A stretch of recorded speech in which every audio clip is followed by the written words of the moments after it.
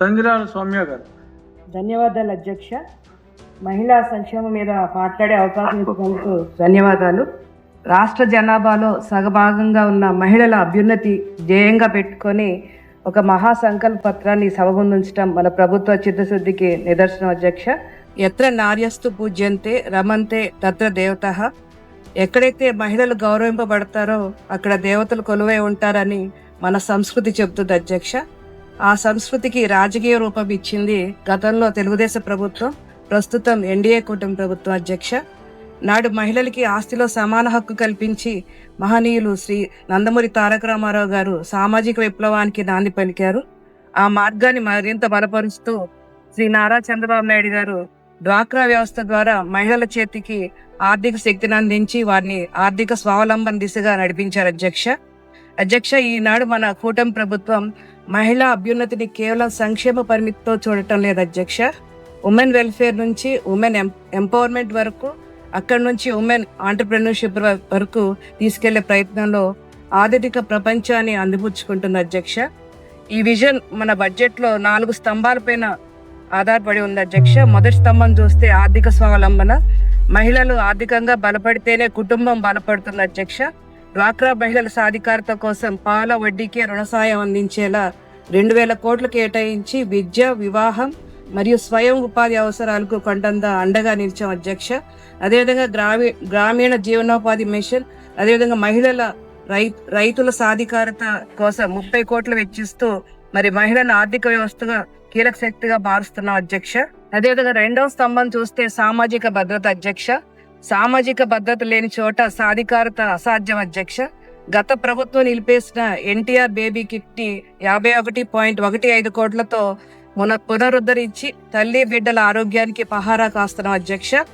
అహోరాత్రులు ప్రజారోగ్యం కోసం శ్రమిస్తున్న ఆశా వర్కర్ల గౌరవ వేతనాన్ని 10,000కు పెంచిన ఘనత మన ప్రభుత్వానికి అధ్యక్ష.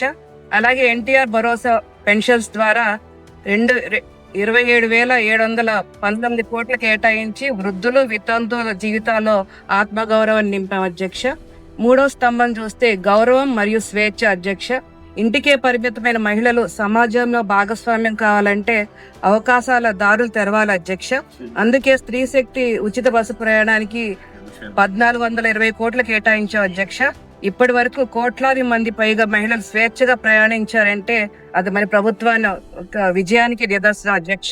అలాగే చదువుల తల్లికి భారం కాకూడదని చెప్పి తల్లికి వందనం ద్వారా మరి 9,668 కోట్లు కేటాయించి తల్లిని కుటుంబానికి కేంద్ర బిందువుగా నిలబెట్టాం అధ్యక్ష. ఉచిత బస్సు ప్రయాణం అంటే కేవలం టికెట్ లేని ప్రయాణం మాత్రమే కాదు అధ్యక్ష. అది మహిళా లోకపు చైతన్యానికి మన ప్రభుత్వం ఇచ్చిన గౌరవ ప్రయాణం అధ్యక్ష. ఇంకా 4వ స్తంభం చూస్తే మహిళా పారిశ్రామిక విప్లవం అధ్యక్ష. ఇది మన గౌరవ ముఖ్యమంత్రి శ్రీ నారా చంద్రబాబు నాయుడు గారు మరియు ఉప ముఖ్యమంత్రి శ్రీ పవన్ కళ్యాణ్ గారు కలగన్న నవశకం అధ్యక్ష. ఒక కుటుంబం ఒక పారిశ్రామికవేత్త లక్ష్యంతో ప్రతి ఇంట్లో ఒక మహిళను పారిశ్రామికవేత్తగా తీర్చిదిద్దే దశగా స్టార్టప్ విలేజ్ ఆంటర్ప్రెన్యూర్షిప్ కోసం 72 కోట్లు కేటాయించారు అధ్యక్ష. ఆస్తి హక్కుతో పాటు ఇళ్ల నమోదులో మహిళలకే ప్రాధాన్యత ఇస్తూ వారిని కేవలం గృహ లక్ష్ములుగా కాక గృహ యజమానులుగా గౌరవిస్తున్నాం అధ్యక్ష. ఉద్యోగం కోసం ఎదురు చూసే మహిళ కాదు, ఉద్యోగాలు సృష్టించే మహిళే ఈ ప్రభుత్వం యొక్క ముఖ్య లక్ష్యం అధ్యక్ష. సంక్షేమం అందుకోవటం కాదు, సంపద సృష్టించే మహిళా శక్తిని నిర్మించడమే మన నాయకుడి అసలైన విజన్ అధ్యక్ష. ఒకప్పుడు చంద్రబాబు నాయుడు గారు దీపం స్కీమ్ ద్వారా పొగచూరిన ఆడబిడ్డల జీవితాల్లో వెలుగు నింపారు అధ్యక్ష. నేను అదే దీపాన్ని దీపం 2 ద్వారా కోట్లాది మంది మహిళలకి ఉచిత గ్యాస్ సిలిండర్ రూపంలో మరింత ప్రకాశవంతం చేస్తూ మహిళల శ్రమను తగ్గించి వారి జీవితాల్లో వెలుగును నింపుతున్నారు అధ్యక్ష. మహిళల ఆర్థిక సామాజిక సాధికారతతో పాటు వారి భద్రత కూడా మన ప్రభుత్వానికి సర్వోన్నతం అధ్యక్ష. ఈ బడ్జెట్ ద్వారా పోలీస్ స్టేషన్స్ లో మహిళా హెల్ప్ డెస్క్స్, అదేవిధంగా శక్తి బృందాలు, అదేవిధంగా 1 స్టాప్ సెంటర్లు ఏర్పాటు చేసి మహిళల రక్షణకు కవచం కల్పిస్తున్నారు అధ్యక్ష. చివరిగా అధ్యక్ష, ఈ బడ్జెట్ కేవలం అంకెల సమూహారం కాదు, 1.5 కోటి మంది ఆడబిడ్డల ఆశల వారిది అధ్యక్ష. ఈ బడ్జెట్ ని పూర్తిగా మద్దతు ఇస్తూ నాకు ఈ అవకాశం ఇచ్చినందుకు మీకు ధన్యవాదాలు అధ్యక్ష. Thank you. మహిళా శిశు సంక్షేమంపై మాట్లాడిన సత్యప్రభ గారు, ప్రశాంత్ రెడ్డి గారు, సౌమ్య గారు చాలా చక్కగా మాట్లాడినందుకు వారికి ప్రత్యేక అభినందనలు తెలియజేస్తూ